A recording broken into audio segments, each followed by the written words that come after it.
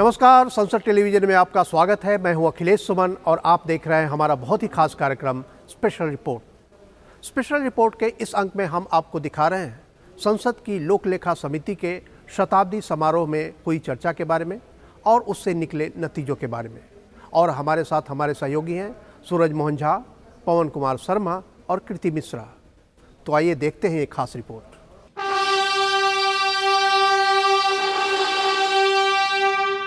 लोक लेखा समिति की स्थापना का शताब्दी समारोह 4 और 5 दिसंबर 2021 को दिल्ली में संपन्न हुआ। पूरा समारोह 6 सत्रों में विभाजित था। उद्घाटन और समापन समारोह संसद के केंद्रीय कक्ष में और 4 खास मुद्दों पर चर्चा मुख्य कमेटी हॉल में संपन्न हुई। समारोह का उद्घाटन राष्ट्रपति रामनाथ कोविंद ने किया और उपराष्ट्रपति वेंकैया नायडू विशेष अतिथि के रूप में समारोह में उपस्थित हुए। पूरा समारोह लोकसभा स्पीकर ओम बिरला के नेतृत्व में संपन्न हुआ, जबकि राज्यसभा के डिप्टी चेयरमैन हरिवंश समारोह के विदाई सत्र में शामिल हुए। लोक लेखा समिति के अध्यक्ष होने के नाते अधीर रंजन चौधरी ने पूरे समारोह के संयोजन और आयोजन में केंद्रीय भूमिका निभाई। राष्ट्रपति, जिनकी भूमिका संसदीय लोकतंत्र के अभिभावक की होती है, इन्होंने लोक लेखा समिति को सरकार की जवाबदेही को सुनिश्चित करने वाली सबसे कारगर संसदीय संस्था बताया। इन्होंने इस बात पर जोर दिया कि विधायिका के प्रति कार्यपालिका कितनी जिम्मेदार है, ये लोक लेखा समिति की रिपोर्टों में साफ साफ झलकता है। राष्ट्रपति रामनाथ कोविंद ने खास तौर पर उल्लेख किया कि लोक लेखा समिति महात्मा गांधी के आदर्शों और अपेक्षाओं को पूरा करने का कारगर मंच है और सरकार पर सर्वदलीय निगाह रखने की ये सबसे अहम संसदीय संस्था है। Gandhi ji is considered account keeping as essential to a clean public life as cleanliness is in social life. The PAC, I am happy to say, has lived up to such lofty ideals and expectations. Its record over the decades has been commendable and exemplary. राष्ट्रपति रामनाथ कोविंद ने लोक लेखा समिति के 100 बरस पूरे होने पर एक प्रदर्शनी का उद्घाटन किया।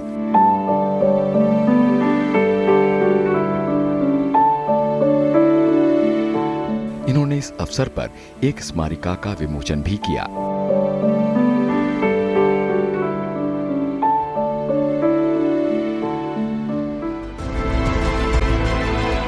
भारतीय संसद के इतिहास में पहली बार किसी स्थायी समिति को लेकर इतना बड़ा आयोजन हो रहा है। राष्ट्रपति की मौजूदगी ने इसके महत्व में इजाफा कर दिया। उपराष्ट्रपति वेंकैया नायडू राज्यसभा के पदेन सभापति हैं। इन्होंने कहा कि लोक लेखा समिति ने अभी तक के काम के मार्फत कोशिश की है कि सरकार फिजूल खर्ची ना करे। In nutshell, the PAC seeks to know how wisely, faithfully, and economically the amounts sanctioned by the Parliament were spent so as to ensure efficient use of scarce resources. Since the Public Accounts Committee became a parliamentary committee after adoption of the Constitution of India, there has been a significant change in the nature, scope, and function over the years. Its scope now goes much beyond the reports of the Controller and Auditor General. उपराष्ट्रपति M Venkaiah Naidu ने लोक लेखा समिति का नाम बदलकर लोक लेखा एवं लोक परीक्षा समिति रखने की सलाह दी। इन्होंने सरकार को सुझाव दिया कि वित्तीय अनुशासन को ध्यान में रखते हुए सरकार को सब्सिडी से परहेज करना चाहिए। लोक लेखा समिति का गठन लोकसभा अध्यक्ष के अधिकार क्षेत्र में आता है। इस मौके पर लोकसभा अध्यक्ष ने पिछले 70 वर्षों में भारत में लोकतंत्र की कामयाबी को चित्रित करते हुए कहा कि शासन को जनता के प्रति जवाबदेह बनाने में लोकतांत्रिक संस्थाओं की महती भूमिका होती है। लोक लेखा समिति ने इस विषय में बड़ा योगदान दिया है। लोक लेखा समिति संसद की सबसे महत्वपूर्ण और प्रभावशाली समिति में एक है, जिसने अपने स्थापना काल से ही लोकतांत्रिक संस्थाओं के प्रति कार्यपालिका की जवाबदेही को सुनिश्चित करने का काम किया है। आज से 75 वर्ष पहले हमने स्वतंत्रता प्राप्त की, तब से ही देश पर की लोकतंत्र संस्थाएं, प्रजातंत्र संस्थाएं और उनकी जड़ें मजबूत होती गई है। हमारा लोकतंत्र लगातार सशक्त हुआ है, मजबूत हुआ है और इन 7 दशकों के अंदर इन लोकतांत्रिक संस्थाओं ने जनता की अपेक्षाओं और आशाओं और उनके विश्वास को पूरा करने का काम किया है। बाद में विधायी सत्र में लोकसभा स्पीकर ओम बिरला ने संसद और विधायी मंडलों की लोक लेखा समितियों का एक साझा डिजिटल मंच बनाने का सुझाव दिया ताकि इसके माध्यम से सभी संस्थाएं परस्पर लाभ उठा पाएं। हमने संसदीय समिति की रिपोर्टें भी एक पोर्टल पर लाने का काम कर रहे हैं। मुझे लगता है कि आने वाले समय में हम देश में एक पोर्टल पर जितनी भी हमारी विधानमंडल और केंद्र विधानमंडल की संस्थाएं हैं उसको देश का व्यक्ति एक प्लेटफॉर्म पर देख सके। लोकसभा अध्यक्ष ने 2 दिनों के सत्र के समापन पर यह भी घोषणा की कि वो एक समिति बनाकर लोक लेखा समिति के कार्यों का पुनरावलोकन करेंगे और उसे मजबूत बनाने के उपायों पर विचार करेंगे।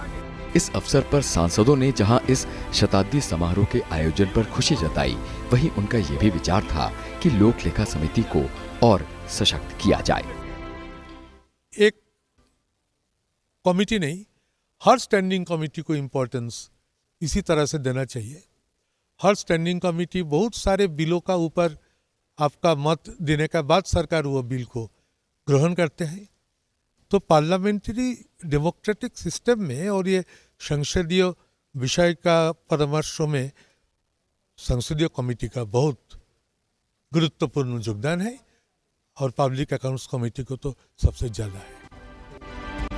समापन सत्र में राज्यसभा के उपसभापति हरिवंश ने साफ तौर पर कहा कि दुनिया के इस दौर में आर्थिक विकास का मामला अहम बन गया है, इसलिए ये देखना जरूरी है कि संसद ने सरकार को विकास का जो दायित्व सौंपा है वो हो रहा है या नहीं। दुनिया में यह दौर मेरी सामान्य समझ में आर्थिक विकास का दौर।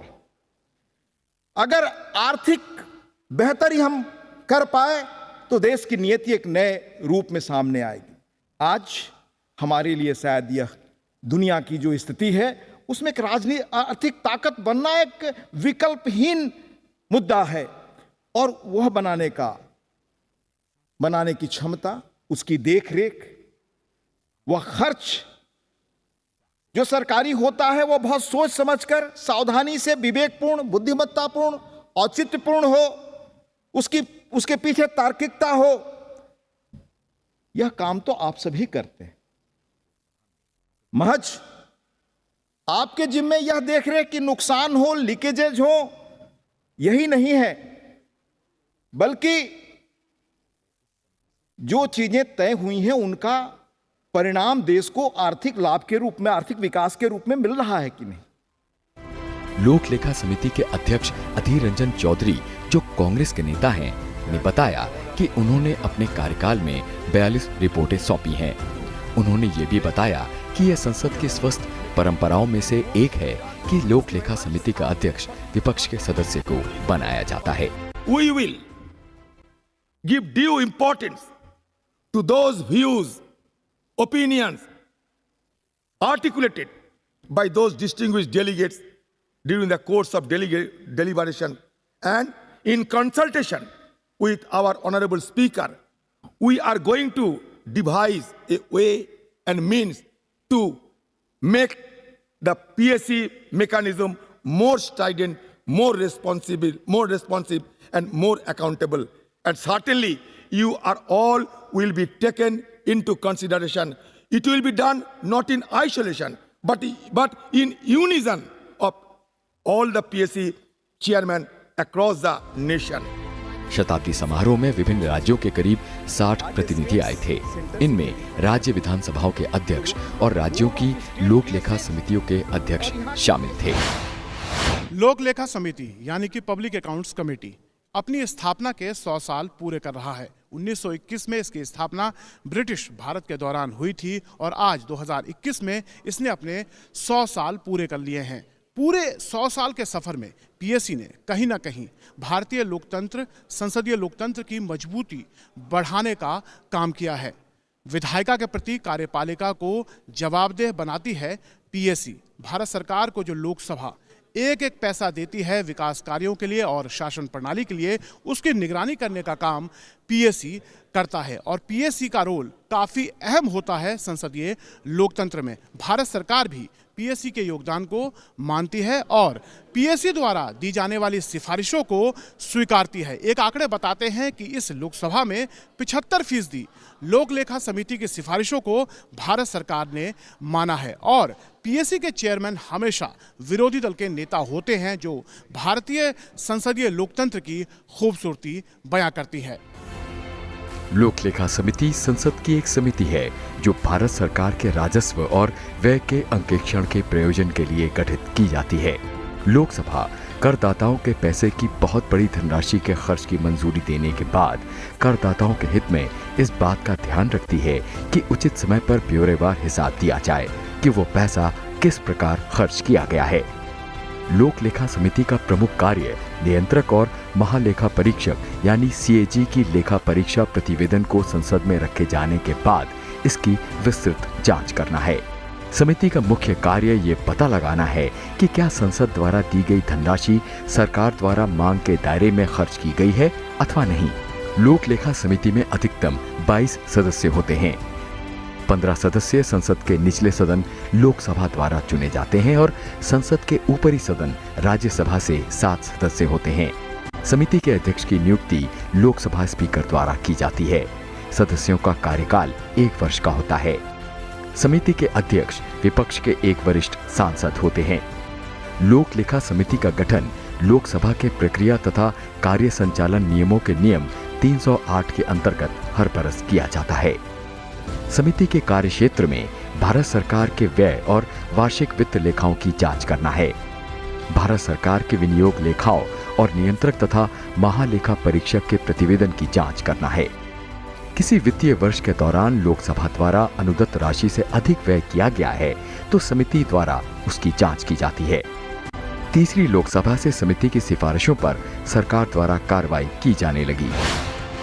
लोक लेखा समिति के 100 साल पूरे हुए हैं और उसका शताब्दी वर्ष भारत की संसद में मनाया जा रहा है। इस समय हम ऐतिहासिक केंद्रीय कक्ष में हैं और मेरे साथ बातचीत करने के लिए इस विषय पर बिहार विधानसभा के अध्यक्ष हैं।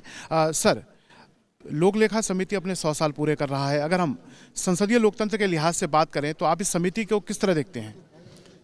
देखिए, सुखद सौभाग्य है कि भारत के अमृत महोत्सव मना रहे हैं, उसके साथ ये लोक लेखा समिति के शताब्दी वर्ष।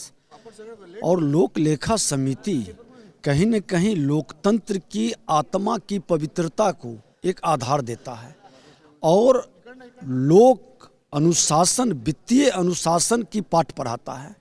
और वित्तीय अनुशासन आज वित्तीय अनियमितता को रोकने में एक सफल कदम बढ़ाता है। इसके माध्यम से सरकार की मितव्ययता बजट पर, शासन प्रशासन पर अंकुश और कहीं न कहीं भ्रष्टाचार के नकेल को थामने का ये सबसे बड़ा माध्यम है। इसको जितना सशक्त और मजबूत बनाया जाएगा उतना ज़्यादा भ्रष्टाचार मुक्त वातावरण बनेगा, वित्तीय अनुशासन आएगा और अपव्यय कम होगा, सरकार के लोकतंत्र पवित्र और मजबूत होगा। तो विधानसभा अध्यक्ष बता रहे थे कि जो पीएससी अगर मजबूत होता है तो कहीं ना कहीं लोकतंत्र मजबूत होता है और जो शासन प्रणाली है उस पर जवाबदेही आती है, विधायिका के प्रति कार्यपालिका की जवाबदेही और पारदर्शिता दोनों बनती है। अपनी स्थापना के 100 वर्ष पूरा कर चुकी लोक लेखा समिति यानी पीएससी का एक समृद्ध इतिहास रहा है। 1921 से लेकर 2021 तक एक सदी के सफर में पीएससी के स्वरूप में कई बदलाव हुए हैं। इसका गठन मॉन्टेग्यू चैम्सफोर्ड रिफॉर्म्स के तहत हुआ था। उस वक्त कार्यकारिणी परिषद के वित्त सदस्य इसके सभापति हुआ करते थे। 1949 तक यही स्थिति बनी रही। 26 जनवरी 1950 को भारत का संविधान लागू होने के साथ ही लोक लेखा संबंधी समिति में बुनियादी परिवर्तन हुए और निर्वाचित लोकसभा सदस्यों में से किसी एक को लोकसभा अध्यक्ष द्वारा गैर सरकारी सभापति नियुक्त करने की परंपरा शुरू हुई। लोक लेखा समिति का इतिहास सामूहिक फैसलों के लिए जाना जाता है। संसदीय समितियों को हम लघु संसद, लघु विधान मंडलों के रूप में मानते हैं और उनकी कार्रवाई, उनका संचालन उनमें चर्चा संवाद दलों से ऊपर उठकर जनता की अपेक्षाओं आकांक्षाओं, उनकी भावनाएं, उनकी रुचि, उनके इनपुट के आधार पर इन समितियों में चर्चा होती है। 1954-55 से पहले पीएसी में सिर्फ 15 सदस्य होते थे। 1954-55 से राज्यसभा के 7 सदस्यों को भी समिति में शामिल करने की परंपरा शुरू हुई। 1966-67 तक सत्तारूढ़ दल के किसी वरिष्ठ सदस्य को पीएसी का अध्यक्ष नियुक्त किया जाता रहा। 1967 में पहली बार यह परंपरा बदली और उसके बाद से लोकसभा में विपक्ष के सदस्य को लोकसभा अध्यक्ष द्वारा लोक लेखा समिति के अध्यक्ष के रूप में नियुक्त किया जाने लगा। ये परंपरा आज भी जारी है। Father of the nation has to say, as he expands the theme, I quote, "We are not the sole proprietors of our acquisitions. Our family is a co-sharer of them along with ourselves. We must account for our single pie for their sake. If such is our responsibility in private life, in public life it is all the greater." In developing economies, management of public finances has been a major issue of concern with allegation of corruption and misutilization, resulting in wasteful expenditure.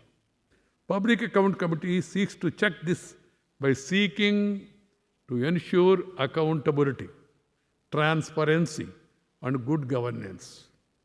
Effective functioning of the PAC ensures trust of the people in the management of precious resources, which in turn promotes investors' confidence based on integrity of public finances through efficient account keeping and its audit.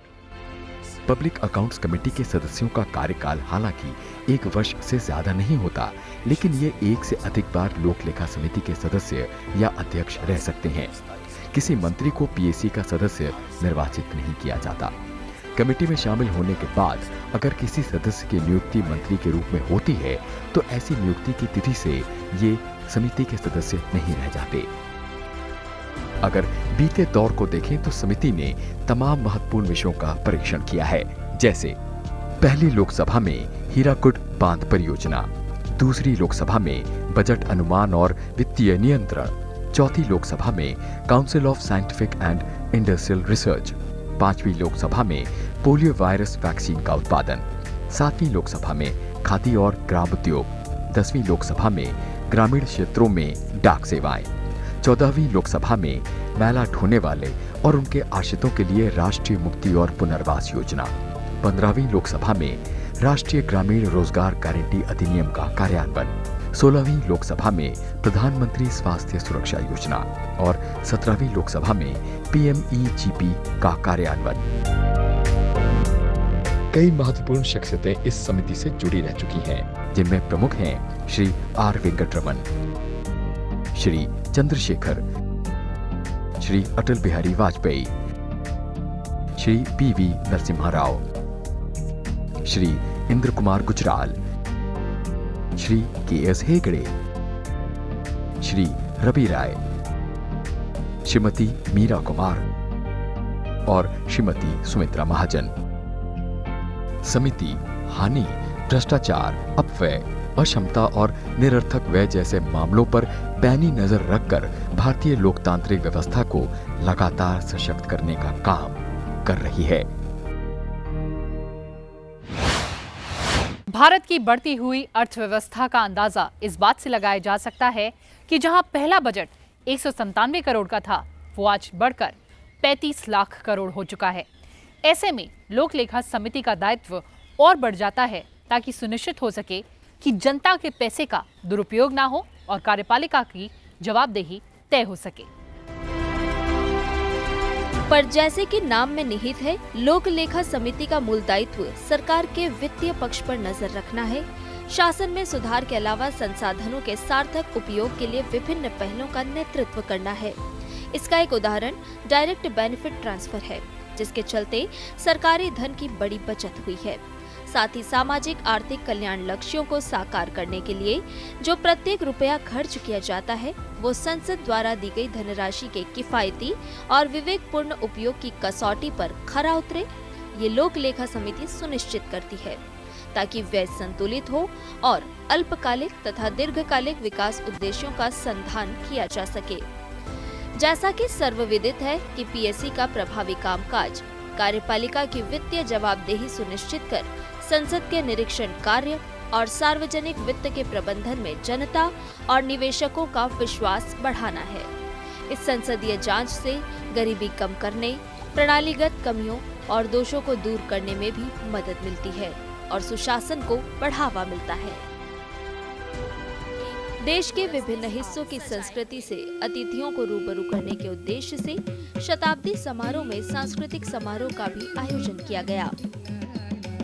इसमें मशहूर शास्त्रीय नृत्यांगना गौरी दिवाकर और उनकी team ने ओडिसी, कथक और भरतनाट्यम प्रस्तुत किया। साथ ही नॉर्थ ईस्ट के कलाकारों ने मनमोहक प्रस्तुति दी।